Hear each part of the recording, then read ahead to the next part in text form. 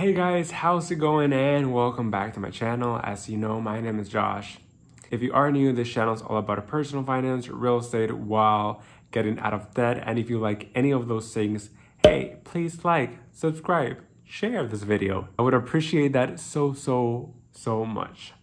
So last year was very interesting, but I did learn a lot, and I wanted to share what were the common mistakes that I did while I was becoming an entrepreneur. It's okay to say I don't know, and sometimes it's just better to say I don't know and ask for help than just getting screwed over and over again. So make sure you're asking all the right questions and make sure you are surrounding yourself with the right people that are going to lift you up.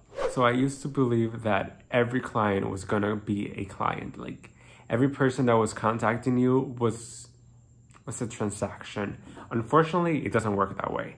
I would say that out of 100 calls that I have, or 100 people that might be interested in buying or selling, only 10 are actually gonna go through. Probably less. There's gonna be so many factors for people to buy or to sell a house, and that's all going to depend on them.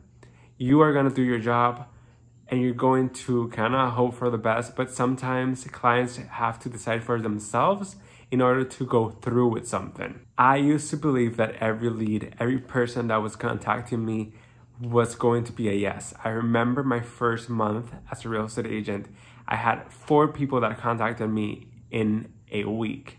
I had posted every information on social media and everyone I knew was very happy and everyone was going to refer me to other people. More about that later on. But what I want to say is that people say a lot of things, but sometimes they don't mean it or they don't know what they're actually saying until push comes to shove. You have to be careful on what and who you're spending time on. A lot of people are going to say yes, and then when it's the moment of truth, they back off. And this can happen with anyone. The third factor is that you don't have to take every single client, and do not be afraid to drop a client. Sometimes money is just not worth it.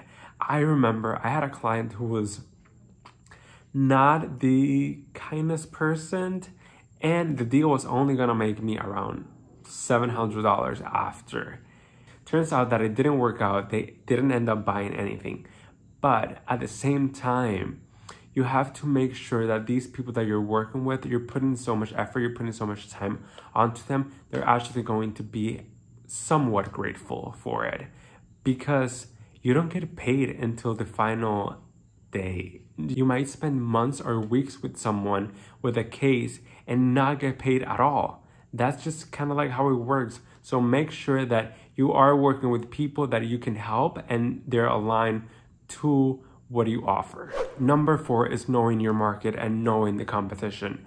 There's people that they do not work well with others, and that's just how it is. And you will learn this through time. You're gonna be working with different type of mentalities, and you're gonna be working with a lot of people that you just don't know where they're coming from, because you might work with them for a month and then you might never work with them again.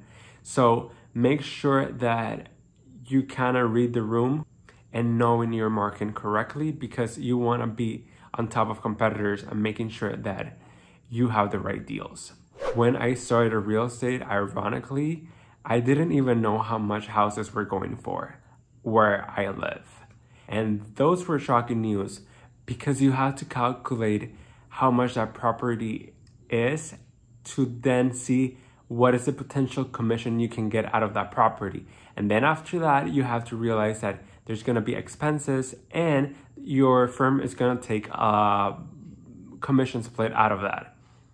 So you guys, make sure you know the market, you know how fast things are selling.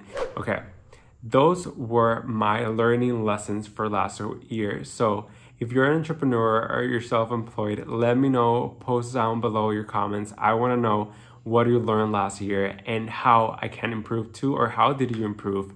So you guys, thank you so much for joining. Again, please like and subscribe. I would appreciate that so much. We're up to almost 500 subscribers, and that is crazy. Thank you so much, and until next one.